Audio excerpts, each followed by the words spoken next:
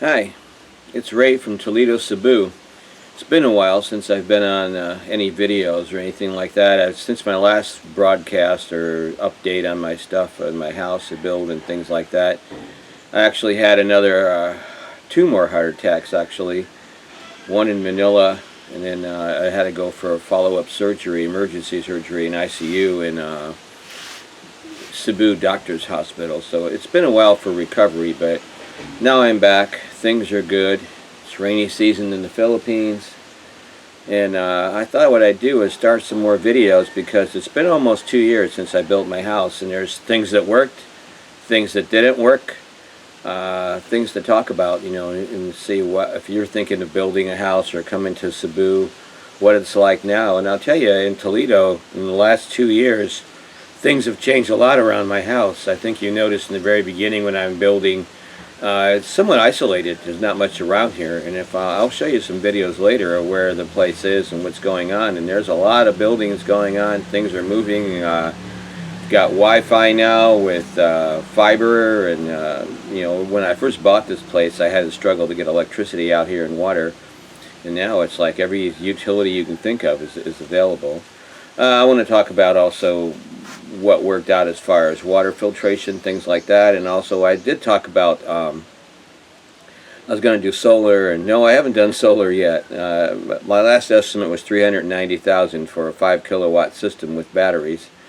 It seems like every time I turn around there's new technology, new pricing, and things like that. And to be honest, where I am here, I've only had about 4 brownouts in the 2 years I've been here, and they haven't lasted more than 2 or 3 hours. So really what I'd be measuring against would be a major typhoon where I'm out of power for a long time, where I could recover using solar. But other than that, I mean, even my bill, because of the house and the way I bought all these different appliances that are all super inverter and high efficiency and LED lighting and stuff like that, at the hottest time of year with this entire house and my electric bill, it's been about 10,000 pesos. And now that we're back in the rainy season, it's a lot cooler. I use air conditioners less.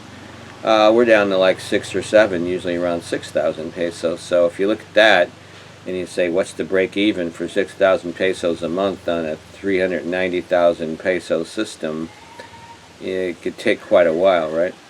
Another thing I want to talk about later, if anybody's interested in, I've been working on, and I'm about 3/4 of the way through on a lease for a land and lot. And how do you lease a land and lot? How do you register it? What's the process? And I'm doing it through my SRRV because if you may or may not know, I have an SRRV visa, and it always is an option to reinvest the money that you have into a land and lot or a condo. But it turns out when you read the fine print, and I can talk about it, it's not quite as simple as you would think it is. There are some things about it that are somewhat complicated, and as you'd expect, there's a lot of process involved and there's a lot of timing. I started the current process, the lease and lot process, maybe 3 months ago, and I'm waiting for some more paperwork now, which they say may be another 3 or 4 weeks. So I think the entire process, we'll see when we get to the end, but I'm pretty sure it's going to be about 4 or 5 months by the time you get to the end of the road. It's not super expensive, but I'll tell you what, it does take a lot of patience and time, and it takes due diligence too. Because I'll tell you what happened with me on this thing so far, and I did everything I could think of to make sure everything was all the I's were dotted and T's were crossed, and I'll be damned if in the last minute that some things didn't come up. We were able to fix them, but it's just the way the processes are here. So, okay, that's it for the update. I'll be doing some more videos. I'll do a quick walk around this morning. I'll show you a few things about what's changed in the front of the house and fixes I'm going to have to do, and some disappointments, I guess, as far as the building went. I did a lot of due diligence and before I built the building, and how I did the outside painting of the house, and how we did special protection and things like that. And for the long run, I'd say things went very well. But there are a few things that actually need improvement and had to have fixes and things like that. So, okay, let's take a walk around and see how things are.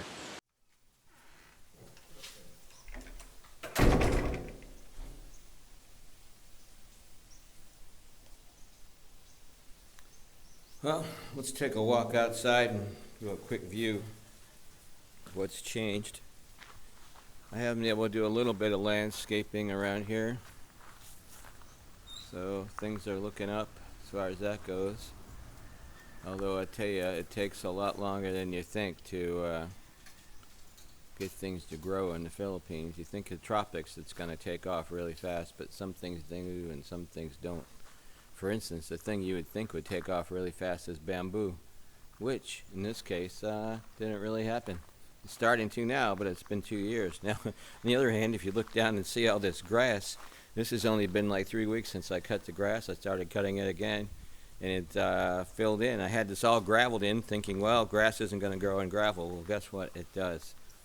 The other thing, of course, I had to do was I had to add security gates between the front and the back of the house because of all the 6 dogs we have, there are a few alphas that don't get along, and we still prefer to have them around for security reasons. So we're just having them segregated in the front of the house and the back of the house and things like that. The other thing I had to do was I did have to add additional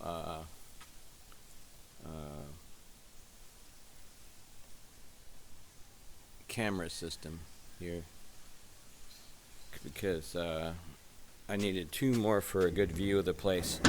I'll show a picture in the bottom when I get that. I take it inside and what it looks like. And so we'll see how that works out. It's changed here. The place across the street is still for sale. The lot behind it is still for sale. They've done some cleanup from the typhoon from 2 years ago, but there's still some work to be done. A lot of trees here were leveled out. So, but if you look at the side of the house, I got to clear out all these weeds grew in just 2 weeks as well. My bushes are at least alive, so that's good. Look at the side of the house. You remember there used to be a single road with a single house. Now if you look back here, there are 6 houses all together in the background that come through here, and a pack of dogs like you wouldn't believe. The one house has 10 all together, and when I'm walking out here, especially at night, I got to be careful because these guys are not friendly. So I got to watch what's going on. Also, it seems like next to my wall has become a dumping ground. So that's kind of interesting. Hi. Just doing a video around the house. Hey. They don't like me. It's alright.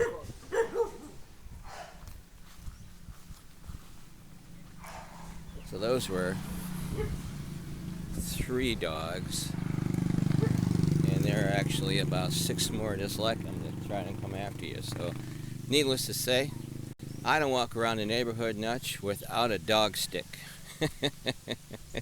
So, downside of the province, there are lots of dogs, and if you're not in that particular area, and it seems like especially if you're a foreigner, they seem to realize that you're different than everyone else, and they do not like you. Now, the house next to me, that was the quail farm, is still for sale. It's still empty. The price is the same. I think it's 2.1 million, something like that.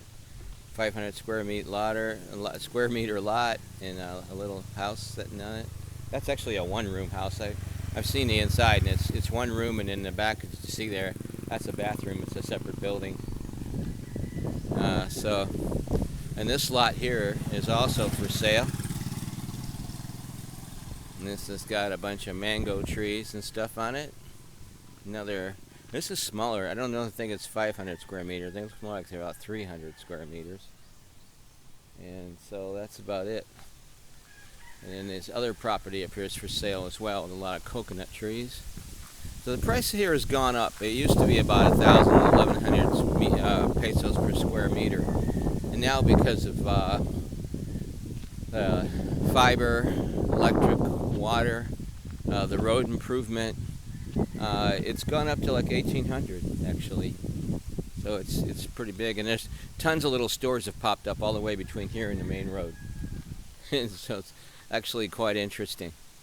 So Okay, until next time, I think I'll do some videos. Let me know in the comments what you're most interested in. Are you most interested in what worked and what didn't with the house, and what's broken and what hasn't? You want to see the area around here and see what in Toledo's happening, and if this is the kind of what's it like living out in the province in the middle of no frickin' where? Or what would you like to see?